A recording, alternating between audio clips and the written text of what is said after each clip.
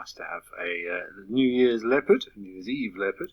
We found a lovely herd of Gemsbok, always been one of my other favourite antelopes, just because of their incredibly striking colours. We've got various ages. You can see an adult just at the back left, and we've got some youngsters here as well, one of whom it seems has got a rather gammy front left leg and is favouring it rather badly. I hope he's okay, or she. I think it's a she, actually.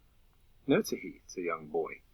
But 5 or 6 young Gemsbok here, but these must be from last year. Looking at those horns are probably about 30 centimetres, maybe even 4 centimetres long. Newborn Gemsbok have that sort of typical fawn colour that a lot of young antelope species have when they're little, to help them blend in with the grass. So I'm sure these are from last year. I don't see any very, very young ones here. But some of these females certainly do look as if they could be pregnant. So maybe after the recent rains that we've had, we can expect a little influx of young ones. Oh, look at these two. We've got Siamese Gemsbok, or so it looks. A two-headed Gemsbok. But look at those incredible horns. They really are scimitar-like. Excuse me. But such beautiful markings. These blacks and whites and fawns. So that's the bull closest to us. I'm trying to see, I'm assuming the one on the left is a female. Yes, it is. So we've got a bull, I think, on the right, and a cow on the left. You can actually see that from the thickness of the horns. Look how thick the horns are at the base of the male, and he's just got a little more bulk about him, stronger across the shoulders. Whereas the other one seems to be a female, which generally do have longer horns, as you can see there, but also slimmer.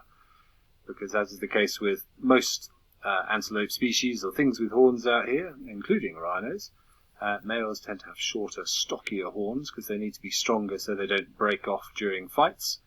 Females are really there for just defending their calves against predators, more of an intimidation thing than it is anything else, unlikely to come to blows with each other. But that is a serious set of horns. I mean, those are probably a good metre in length, if not slightly more. Oh, the waterbuck have come to join us. Hello, waterbuck. They decided, hey, you're not showing us anymore. Put us back on the camera. Look at the way they prance. They always look so light-footed. They just glide across the savannah when they trot like that, like ballerinas.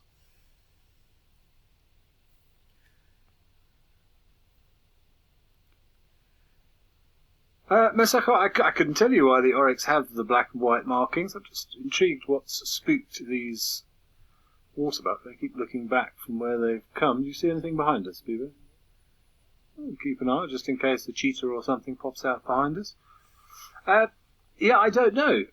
Honestly, Mesako, I think it's probably something to do with heat regulation, maybe something to confuse flies. There's a lot of suggestions that the black and white stripes on zebras confuse biting insects, so maybe it's an adaptation to stop or try and keep flies away from the face. Possibly something to do with being able to cool the head down. Again, a bit like zebras, the idea of thermoregulation with black absorbing and white reflecting the heat and creating a little convection current. We know that Gemsbok are very, very capable of dealing with hot, dry, arid environments. One of the most important things to do is keep your brain cool. They do the standard sort of counter-current heat exchange by sort of nasal panting. So maybe those black and white markings create a little sort of wind draft convection current across the face and helps the cooling process. But I'm just sort of spitballing ideas. Other than that, they just look pretty.